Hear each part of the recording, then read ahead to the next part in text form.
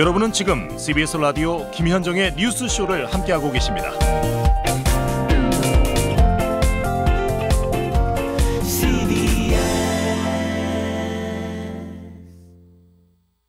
자, 화제 총선 출마자들을 만나고 있는데요. 어제는 더불어민주당 이광재 후보였고 오늘은 미래통합당으로 가겠습니다. 미래통합당 사실 공천 막바지에 들어서면서 좀 갈등을 빚는 모습도 보입니다. 근데 이제 이 후보는 일찌감치 경기도 분당갑으로 단수 공천을 받았습니다. 어떤 마음으로 출사표를 던진 건지 또 당내 상황에 대해서는 어떻게 보고 있는지 직접 들어보죠. 미래통합당 김은혜 후보, 김은혜 전 앵커입니다. 어서 오십시오. 안녕하세요, 앵커님. 야, 아니 요즘 선거운동은 어떻게 하세요?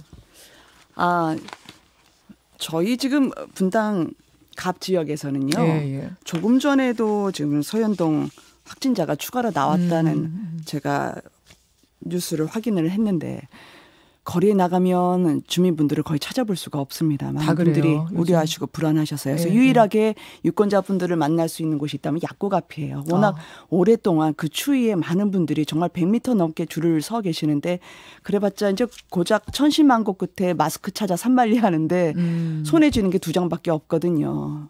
그래서 그분들을 보면서 이 생명과 안전을 책임지는 국가는 어디에 있나 뭐 그런 생각을 하면서 일단 현장에서 거리에서 찾아뵙고 말씀 듣는 거를 주로 하고 있습니다.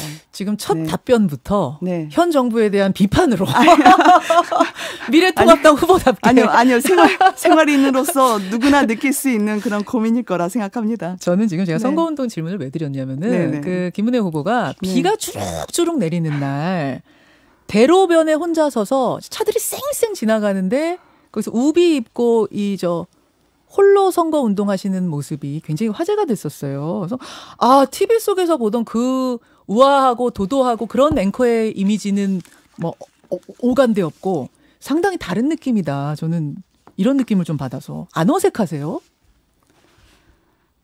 참 보통 이제 화면에서 앵커를 보면 왠지 이제 도회적일 것 같고 바늘로 찔러도 피 한 방울 안 나올 것 같고 도회적. 그렇게 생각하시지 않습니까? 근데 제가 김현정 앵커님도 제가 예전에 늘 존경하는 후배였었는데 실제 보니까 되게 털털하시고 그래서요. 이게 같은 앵커끼리 겪는 나름의 컴플렉스일 것 같아요. 사실 우린 그런 사람이 아닌데 그러니까 당연하게 해야 되는 거였고요. 그거를 특별하게 보시는 그런 시선이나 그런 부분도 제가 앞으로 한 발 한 발 나아가면서 거리에서 유권자분들 뵈면서 해결해야 될 과제라고 생각합니다. 친근하게 다가가기. 약간 좀 앵커 우리 보통 허당이잖아요. 네, 저 인정합니다. 그래요. 원래는 강남병에 공천 신청을 하셨는데 결국은 성남 분당 갑 지역으로 전략 공천. 근데 여기가 만만치 않은 곳입니다. 지금 지역구 현역이 민주당의 김병관 의원. 이분 지금 분당갑이 판교 신도시 포함된 곳이잖아요. 그렇죠. 네, 그렇습니다. IT 기업들이 밀집한 지역이어서 김병관 후보, 게임업계 임원 출신 김병관 후보에게 상당히 유리한 지역으로 느껴지는데 어떻습니까?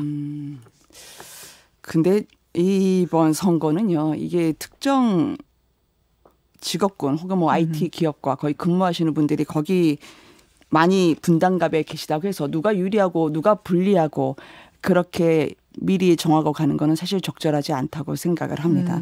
제가 볼 때는 어느 산업이나 어느 직장에 다니는 지금 그것보다는 여러분들께서 지금 유권자분들 분당갑에 계신 분들이 생활과 환경이 전보다 나아지셨느냐 그리고 나빠졌느냐 좀 더 나아가서 앞으로 미래가 있느냐 희망이 있느냐라는 그런 질문을 던지는 선거가 돼야 된다고 생각을 합니다.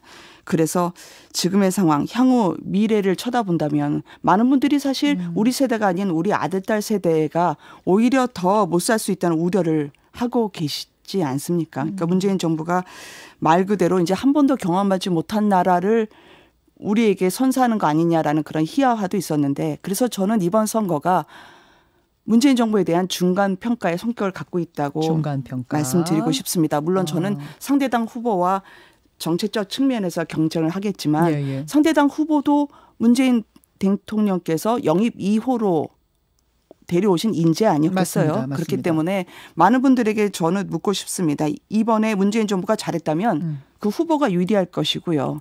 그게 아니라 문재인 정부가 잘못했다고 일반 국민이나 아니면 저희 분당갑 주민분들께서 판단하신다면 미래통합당 분당갑 김은혜 후보가 유리할 것이다. 저는 그렇게 생각하고 자신감 있게 선거에 임하고 있습니다. 그럼 김은혜라는 인간, 김은혜라는 네. 개인의 강점은 뭐라고 보세요? 지금 뭐 이제 당 이야기하셨고 뭐 정부에 네네. 대한 중간평가 얘기하셨지만 네. 김은혜 후보 개인의 강점은 뭐라고 보세요? 저는 답을 내드릴 수 있다고 생각하고요. 그리고 하는 둥 마는 둥 하는 사람이 아니라 확실하게 결론을 내고 그리고 끈질기게 될 때까지 또 안 돼도 되게 하는 정신. 보통 이제 저희 기자 출신 너무 기자보다 훨씬 더 이 투철한 프로의 PD시지만 저희는 안 돼도 되게 하고 될 때까지 사실 매달리게 되잖아요. 독한 기자들이 많죠. 그렇죠. 예, 예. 그러니까 그 초심을 유지할 수 있다면 나중에 제가 이 정치 인생 막바지에도 그분들이 인정해 줄 수 있는 처음과 끝이 한결같은 사람이 됐으면 좋겠다 생각하는데요. 제가 예전에 그 실리콘밸리 그 스탠포드에서 잠깐 1년 비즈니스 스칼라로 있을 때 교환연구원으로 있었을 때 예. 그때 9.11 테러가 났었습니다. 그래서 보통 저는 연수를 갔기 때문에 이 회사하고는 관계가 없을 줄 알았는데 바로 워싱턴으로 가라고 지시가 떨어져서요. 예. 그때 미국 의회와 뉴욕 테러 현장을 취재를 하게 됐었어요. 근데 그때 탄저균이라고 한 번 호흡만으로도 치사율이 90%가 넘는 그런 테러가 있었었는데 맞아요. 예. 그게 의회에서도 편지봉투 속에서 발견이 됐었거든요. 예, 근데 예. 그 의회로 갔어야 했고 또 취재를 했고 그 뒤에 살아남아서 물론 이제 유사한 감기 증상이 생겨가지고 제가 이대로 저의 처절한 인생 그렇지만 프로다운 인생 마감하나라는 그런 사사로운 마음이 들어서 부끄럽기도 했습니다만 그래도 해냈고 취재했고 많은 분들에게 결과물을 안겨줄 수 있는 그 기억을 가져가고 싶습니다. 그럼 프로 정신으로 정치도 하겠다는 말씀이세요. 네, 대충 하지 않겠다는 거죠. 대충 하지 않겠다. 프로 정신으로 말로만 하지 끈질기게 않겠다. 하겠다는 말씀. 근데 지금 저희 지금 채팅창에도 문자가 네. 많이 들어오고 뭐 문자 많이 들어옵니다만 네, 가장 두려운 부분이죠. 네. 굉장히 스타 앵커였고 MBC 앵커, 스타 기자 하시다가 이명박 정부의 청와대 대변인으로 네. 갈 때 한번 깜짝 놀랐고 네네. 또 MBN에서 앵커로서 돌아와 활동을 하시다가 네. 갑자기 보수 통합 추진위원회 합류하실 때 또 한 번 깜짝 놀랐다. 네네. 어떻게 통추위에 참여하게 되신 건지, 어떻게 또 정치판에 이렇게 들어가게 되신 건지, 이것은 이른바 폴리널리스트 아니냐, 네네. 이런 비판들 들어오거든요. 네네.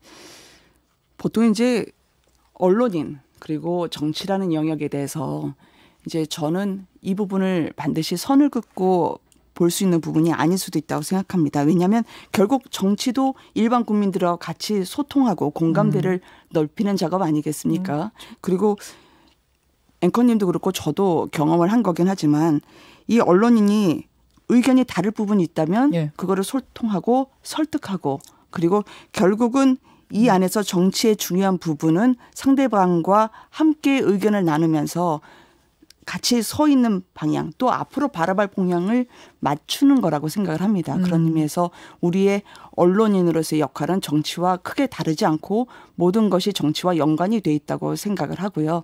제가 그동안 살아왔던 이제 언론인으로서나 아니면 기업 임원으로서나 예, 아니면 예. 공직자의 역할이 모두 다 그리고 혹은 부분적으로 다 공익이라는 퍼블릭 사이드와 연관이 돼 있다고 생각합니다. 그래서 제가 유리한 그런 경과 훈련 정치인으로서 많은 국민들과 눈을 맞추고 또 함께 손잡고 서 있는 예. 그런 연습과 훈련이 돼 있다면 그걸 아마 장점으로 봐주시고 불러주신 게 아닌가 생각을 하고요.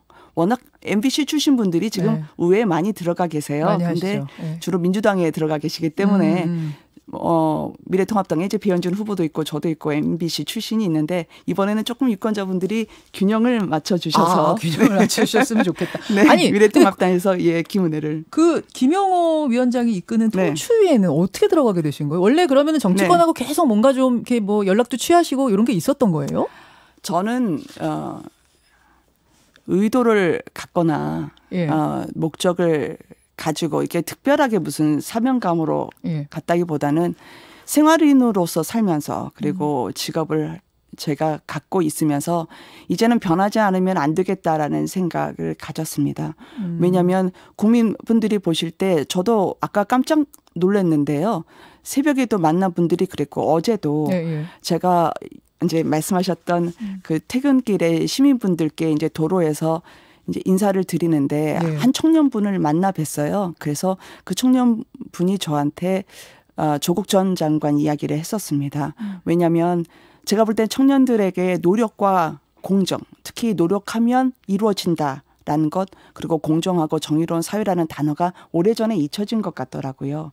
그리고 소득주도 성장이라는 것 때문에 자영업이라든지 아니면 소상공인 분들이 지금 거의 자신의 생계를 잃을 형편에 처해 있습니다. 제가 어제 서현동에 AK 플라자라는 곳 앞에 있는 그 도로에서 노점을 하시는 분을 만나 뵀는데요. 그분이 직장에서 은퇴를 하시고 가게를 하다가 그게 망해서 이제 노점으로 거리 위에 앉아 계시는데 지금 하시는 그 조그마한 노점마저도 망할 위기에 처해 있다고.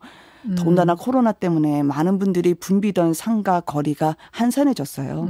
그래서 이런 비단 이게 앵커나 기자 혹은 언론인이 아니더라도 우리가 살면서 느낄 수 있는 그 많은 부분들은 반드시 변화가 필요한 부분이고 제가 그 변곡점을 찍고 싶다. 그래서 제가 그분들의 목소리를 대변하고 싶다. 그런 생각을 그런 했습니다. 제안이 왔고 그래서 이제 그런 생각을 하던 중에 손을 잡은 것이다 이 말씀이신 거예요. 뭐 어떻게 살다 보니까 그냥 숙명처럼 왔어요.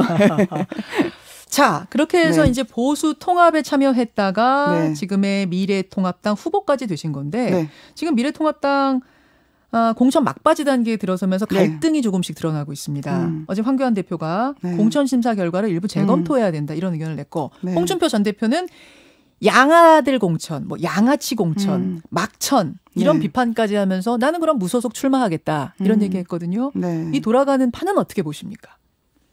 이 정부 비판은 충분히 하셨고 당에 대해서는 어떤 시각으로 보고 계신가? 제가 언론 보도를 통해서 그걸 보긴 했는데요. 솔직히 선거 준비를 하다 보면 이게 서울을 보게 되지 않고 분당감만 보게 됩니다. 그래서 그런 부분이 있다는 거는 좀 이해해 주셨으면 좋겠고요. 어디든 우리가 살면서 정치나 사회에서 분열과 갈등이 없을 수 없죠. 또 근데 그런 부분은 우리가 하나가 되어서 대한민국의 발전을 위해서 필요한 부분이 있다면 결국은 자유우파로 불리시는 분들이든 중도에 분류됐던 분들이든 물론 그런 구분이 필요치 않을 정도로 우리나라의 문제에 대해서 많은 분들이 지금 아파하시고 상심하고 있다고 생각합니다. 마음을 모아서 다 합류하실 거라고 생각합니다. 특히 이 마스크를 쓰면서 유세를 하거나 마스크를 쓰신 분들과 주로 만나게 되잖아요. 오히려 걱정되고 오히려 제가 죄송스럽지만 눈빛은 더 집중해서 보게 되더라고요. 그래서 간절한 눈빛을 읽습니다. 그게 유권자분들과 조금 더 제가 소통할 수 있는 그런 길이지 않을까 싶습니다. 당 공천에 대해서는 좀 답하기 불편하시군요. 그게 아니라 잘 몰라요. 몰라요. 그러니까 보통 제가 알려드릴게요. 그럼 제가 알려드릴게요. 지금 이거 한번 제가 지역구로 나중에 꼭 추천드리고 싶어요. 그게요 굉장히 넓게 보는 것 같아도 일단 이게 사활이 걸린 문제면 그것만 보인다니까요. 그렇게 되든가요. 지금 이제 김영호 공관위원장과 가까운 인사들만 살아남는 거 아니냐 이런 불만의 목소리가 당 안에서 나오는 거예요. 특히 친이계 인사들은 다 살아남고 있다. 우리 김은혜 후보도 이명박 정부에서 대변인 지내신 뭐 친이계 인사라면 인사니까 이런 것에 대한 지적이 홍준표 전 대표나 이런 분들이 하는 지적입니다. 어떻게 보세요? 아마 이런 갈라치기를 원하시는 분들이 있을지 모르겠지만 저희는 너가 어떤 누구의 소속이었느냐 또 누구와 함께 일했느냐라는 그런 구분을 하기에는 이 나라의 상황이 너무 엄중하다고 생각합니다. 그리고 더더군다나 선거는 지금 이 땅에 발을 딛고 사는 많은 분들이 이 무너진 경제와 그리고 무너진 안보와 그리고 이제 자유와 민주를 말씀하시는 분들도 있고요. 저희 분당갑 지역만 하더라도 판교가 사실 우리나라 4차 산업혁명의 심장이 될 수 있는 부분입니다. 그래서 많은 젊은이들이 더 창의와 미래라는 걸 갖고 뛰려면 이제는 과거에 그런 구분과 잣대 그거는 거두어 주실 필요가 있지 않을까. 이거는 정쟁의 차원으로 제가 부탁을 드리는 게 아니고요. 이제 국가와 나라 미래가 걸린 이 선거에서만큼은 그런 예전에 그런 기준을 적용하시지 않는 게 우리 모두를 위해서 필요한 것이라 생각을 합니다. 그럼 뭐 공천 잘하고 있다 보시는 거예요? 아니에요. 모르겠다 그냥. 예, 돌아가는 팔은 예. 좀. 이런 질문을 끝으로 드리죠. 네네. 사실은 이제 앵커로서 워낙 스타 네. 앵커셨고 무슨 말씀이세요? 직전까지도 이제 MBN 앵커로 활동을 하셨기 때문에 네. 이 정치판을 네. 제3자적인 시각으로 오래 봐오신 분 아닙니까? 우리 정치판 돌아가는 거. 그렇습니다. 뭐가 제일 문제라고 보셨어요? 이게 뭐 여야 가리지 않고 정치판을 보면서 내가 들어가면 이런 건 좀 바꾸고 싶다. 뭐였습니까? 들어갈 때 다르고 나올 때 다른 거라고나 할까요? 지역 구민들에게 약속을 많이 하죠. 그렇지만 일단 따뜻하고 안온한 환경에 들어가면 어느덧 이렇게 초심이 사라지는 것. 그리고 본인이 처한 절박한 상황을 제가 이해를 합니다. 왜냐하면 비례 전용 전당 같은 경우에도 옛날에 민주당에서는 지금 정치를 장난으로 하는 거냐라고 얘기하지만 지금은 비난은 잠시 그리고 책임은 4년 이렇게 이야기하는 걸 보면 국민들이 참 혼란스러우실 것 같아요. 기본적으로 내가 왜 정치를 해야 하는가. 물론 저도 매일 이 부분을 가슴에 담고 있습니다만 예. 자신의 심장에 충실했으면 좋겠다. 머리에 충실하지 말고. 그리고 저도 주민분들을 만나보면 손잡고 이야기를 하셔요. 꼭 저희 현안이 있거든요. 판교 10년 공공임대주택이나 서현동 110번지 예. 난개발 저지, 재개발, 재건축. 제가 들어가면 기자 때에 안 돼도 되게 하는 그 정신으로 장관과 LH 사장을 불러서 끝까지 파헤칠 작정입니다. 초심. 네. 초심을 지키지 못하는 정치판 보면서 안타까웠다. 네. 이 말씀을 끝으로 오늘 인사드리죠. 네. 화제의 총선 주자 오늘은 네. 미래통합당 김은혜 후보였습니다. 고맙습니다. 감사합니다. 네. 이제 하도 이렇게 인사하는 게 버릇이 돼가지고. 고맙습니다. 큰 절을 하시네요. 예. 요 이야기를 좀 마무리하면서 하나 좀 전해드릴 것은 아까 총선 완전 정복에서 언급한 여론조사의 개요를 말씀을 드려야겠네요. 오마이뉴스 의뢰로 리얼미터가 조사한 거고요. 3월 11일 남녀 1,000명을 대상으로 조사한 결과라는 점 알려드립니다. 김현정의 뉴스쇼는 청취자 여러분의 참여로 이루어집니다. 트위터, 페이스북, 레인보우 게시판, 그리고 단문 50원, 장문 100원의 유료 문자 샵 1212, 우물정 1212 통해 참여하실 수 있습니다. 김현정의 뉴스쇼, 여러분과 함께 만듭니다.